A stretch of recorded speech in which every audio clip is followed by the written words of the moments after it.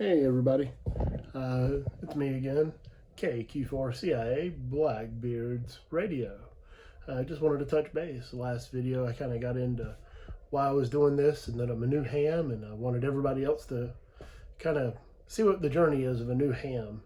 But I told you about my shack and how I'm running a Yaesu 891 with an MFJ 939 auto tuner, powered by a 30 amp power supply, 20 amp peak and continuous. But anyway, here's a look at that, and then we'll run outside and I'll show you the antennas. As you can see, Yaesu 891, nothing fancy or new. There's 1,000,001 videos on that. If any of y'all ever want a video, y'all just let me know. Currently, the way it's set up, it's drawing 1.9 amps, 1.7 amps. And it's just in a standard receive mode right now. Nothing fancy happening. You can see I'm a big fan of Anderson power poles. I plan on doing a video later of exactly what it takes to connect those. There is my 2 m 70 centimeter mobile rig that I have set up in my office to act as my shack. And I guess somebody just hit a repeater. That's oddly timed. Let's see who it is. But you can see coming off of that, my antenna's internal. A lot of people get a mag mount and slap it on top of a filing cabinet or their tuner. I actually moved mine up here, and believe it or not, I'm getting great propagation from a PVC coated wire rack. And the tip of the antenna is in my AC vent, as you can see. Pretty crazy. It works well. There is my ICOM 706 and my other 939 auto tuner. Yeah, that's about it so far. So let's take a run outside and I'll show you my antenna setup and let you see exactly what all I use for an antenna. I explained in the last video that I'm using a my antenna 7510. It's a 49-to-1 triple toroid un with 134 foot of wire. But here it is. I'm currently using 8X coax. Don't let the triple wrap insulation fool you. Instead of running a counterpoise, I grounded it back to the rods that I have driven in about 5 feet in the ground, so it should be acting as a pretty good grounding rod. I hadn't played around with actually putting a counterpoise and running a counterpoise wire, but you can see one of the cool things my antennas does is they actually come up with a wire loop, and they secure the wire with an eyelet, if I can get that to focus.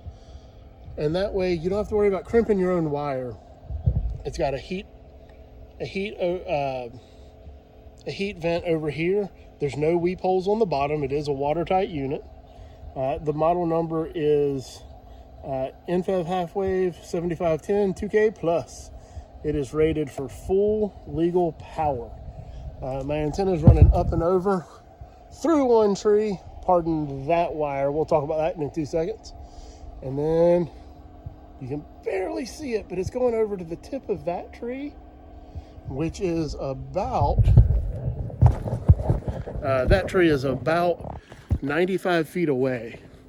So in that tree, I have it running through the air, over the house, over my flagpole. And it's actually just up in the tree right there. And then I have a little bit of twine. And I actually use nano cord that goes from here to about here and then straight down the trunk. And I have it anchored out right there on a boat cleat. And that way it holds tight. And I explained that we're on the coast of North Carolina, so I need to be able to drop everything I do really fast if we have a storm kick up, or in the summertime and late summer, early fall, hurricanes are a real problem for us. So everything we do You know, we have time with hurricanes. That's the advantage to be in hurricane country versus tornado country. But you still need one less thing and one less headache. So with one wire, the whole antenna goes slack. I undo the boat cleat, pull the wire down, and I'll walk it around the house, and then I can pull it straight back down over this tree. I bundle it up, put it under a 5-gallon bucket, and boom, we're done. My second antenna that I leave up all the time is my G5R. You can see it in the tree right there. There's the ladder line. I'm sorry for the sun, but there's the ladder line. It's going up to right there. And then I have one leg out, inverted V that way. And the second leg of that G5R dipole actually goes in my backyard. And you can see I'm running the second leg, or the western leg, all the way to an extendable 20-foot mast I have right there. And that extendable 20-foot mast is the cheapest 20-foot extendable flagpole that Amazon has available for purchase. No trickery, no rickery. It's literally like a $25 flagpole with plastic flagpole eyelets. And you can see it there. It is not very stiff. That wire is extremely loose. I don't have them staked out very well, but you can see exactly how much play is in it. I have it anchored with a 40-pound bag of concrete and what little bit of rainwater we've had over the last 5 or 6 days. And I will switch intermittently depending on what I'm trying to do.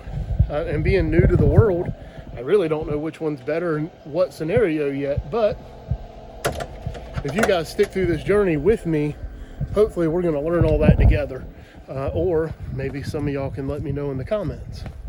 But yeah, that's what I'm working with right now. And if y'all have any questions, leave a comment and I'll get back to you. Thanks.